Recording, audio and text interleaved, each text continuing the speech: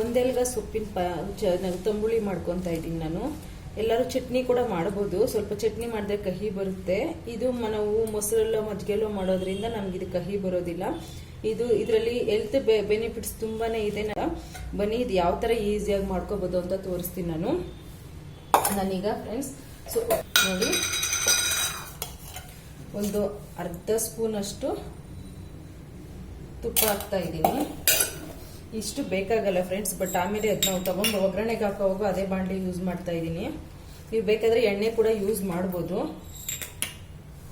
ನೋಡಿ, ಒಣಮೆಣಸಿನ್ಕಾಯಿ, ಒಂದು ಚಿಕ್ಕದು ಮೆಣಸಿನ್ಕಾಯಿ ಫ್ರೆಂಡ್ಸ್. ಇದು ಸ್ವಲ್ಪ ಖಾರ ಕೂಡ ಇದೆ. ನಾರ್ಮಲ್ ಆಗಿ ಇನ್ನು ಬೇಕು ಅಂದ್ರೆ ಇನ್ನೊಂದೆರಡು ಹಾಕೊಳ್ಳಿ ನೀವು. ನಾವು 3 ಜನಕ್ಕೆ ಮಾಡ್ತಾ ಇದ್ದೀನಿ ನಾನು. ನೋಡಿ, ಕಾಳು ಮೆಣಸು ಒಂದು 8 ಇದೆ. ಸ್ವಲ್ಪ ಜೀರಿಗೆ, ಒಂದು 1/4 ಸ್ಪೂನ್ ಅಷ್ಟು ಜೀರಿಗೆ. ಇದನ್ನ ನೀಟಾಗಿ ಹುರ್ಕೋಣ.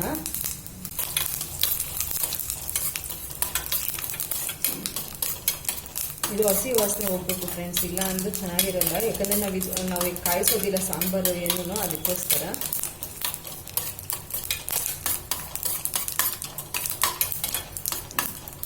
ಇದಾಗಿದೆ ಫ್ರೆಂಡ್ಸ್. ಈಗ ಸ್ಟವ್ ಆಫ್ ಮಾಡ್ಕೊಳ್ಳೋಣ.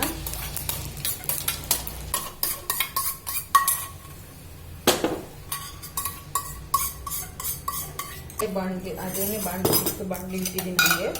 ಈಗ ಅದಕ್ಕೆ ಒಗ್ಗರಣೆ ಕೂಡ ಫಸ್ಟ್ ಕೊಟ್ಕೊಬಿಡೋಣ ಫ್ರೆಂಡ್ಸ್. ನೋಡಿ, ತುಪ್ಪ ಕಾದಿದೆ, ಎಣ್ಣೆ ಕೂಡ ಬಳಸ್ಕೋಬಹುದು. ಸಾಸಿವೆ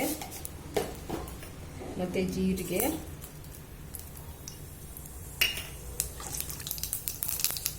ನೋಡಿ ಕರಿಬೇವಿನ ಸೊಪ್ಪು ಒಂದು ಸ್ವಲ್ಪ ಮುರಿದ್ಬಿಟ್ಟು ಹಾಕ್ತಾ ಇದ್ದೀನಿ.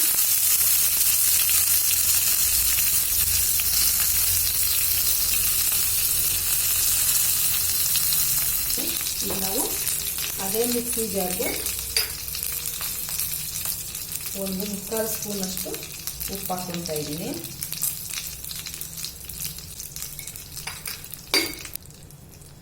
ಚಿಕ್ಕ ಸ್ಪೂನು ಫ್ರೆಂಡ್ಸ್, ನೋಡ್ಕೊಂಡು ಹಾಕೊಳ್ಳಿ. ಒಂದು ಚಿಟಿಕೆನೂ ವಾಶ್ ಮಾಡಿ ಇಟ್ಕೊಂಡಿದ್ದೀವಲ್ಲ ಫ್ರೆಂಡ್ಸ್ ಉಪ್ಪು, ಅದನ್ನ ನಾನು ಈ ಮಿಕ್ಸಿ ಜಾರ್ಗೆ ಹಾಕ್ಕೊತಾ ಇದ್ದೀನಿ. ಒಂದು ಇಡೀ ಇದೆ ಫ್ರೆಂಡ್ಸ್, ಇದಷ್ಟೇನೆ. ಈಗ ಇದಕ್ಕೆ 1 ಕಪ್ಪಿನಷ್ಟು ಹಸಿ ಕೊಬ್ಬರಿನೇ ಹಾಕೊಳ್ಳಿ. ಇದಕ್ಕೆ ಒಂದು 4 ಸ್ಪೂನ್ ಅಷ್ಟಿದೆ. ಈಗ ಇದನ್ನ ಫ್ರೆಂಡ್ಸ್ ನುಣ್ಣಗೆ ಪೇಸ್ಟ್ ಮಾಡ್ಕೊ ಬರ್ತೀನಿ ನಾನು.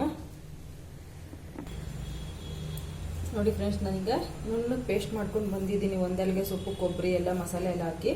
ಈಗ ನಾನು ಇದಕ್ಕೆ ನೋಡಿ ಮೊಸರನ್ನ ಚೆನ್ನಾಗಿ ಬೀಟ್ ಮಾಡಿ ಇಟ್ಟಿದ್ದೀನಿ. ನೀವು ಮಜ್ಜಿಗೆ ಹಾಕೊಂಡಿದ್ರೆ ಆ ಥರ ಏನು ಇದಿಲ್ಲ. ಮಜ್ಜಿಗೆ ಹಾಕೋಂಗಿದ್ರೆ ಮಿಕ್ಸಿ ಜಾರ್ಗೆ ನೀವು ನೀರು ಕಮ್ಮಿ ಮಾಡ್ಕೊಳ್ಳಿ. ಈ ಥರ ಹಾಕಿ ಮಿಕ್ಸ್ ಮಾಡ್ಕೊಳ್ಳಿ. ಈಗ ನಾನೊಂದು ಸ್ವಲ್ಪ ಮಿಕ್ಸಿ ಜಾರ್ಗೆ ನೀರು ಹಾಕಿ ಇದನ್ನ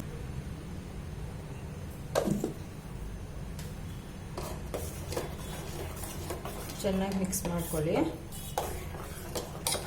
ಬೆಳ್ಳುಳ್ಳಿ ತಿನ್ನೋರು ಬೆಳ್ಳುಳ್ಳಿ ಕೂಡ ಎಣ್ಣೆಯಲ್ಲಿ ಫ್ರೈ ಮಾಡ್ಕೊಂಡು ಹಾಕೊಳ್ಳಿ ಫ್ರೆಂಡ್ಸ್, ಚೆನ್ನಾಗಿರುತ್ತೆ. ನೋಡಿ, ಈಗ ನಾನು ಇದಕ್ಕೆ ಸ್ವಲ್ಪ ತಿಕ್ಕಾಗಿ ಮಾಡ್ಕೊಂಡಿದ್ದೀನಿ. ನೀವು ಕೂಡ ಬೇಕಾದರೆ ತಿಕ್ಕಾಗಿ ಮಾಡ್ಕೊಳ್ಳಿ. ಮಜ್ಜಿಗೆಯಲ್ಲಿ ಮಾಡೋರು ಒಂದು ಸ್ವಲ್ಪ ನೀರಿಗೆ ಬೇಕಾದ್ರೂ ಮಾಡ್ಕೊಳ್ಳಿ. ನೋಡಿ, ಇದಕ್ಕೆ ಒಗ್ಗರಣೆ ಹಾಕ್ತಾ ಇದ್ದೀನಿ.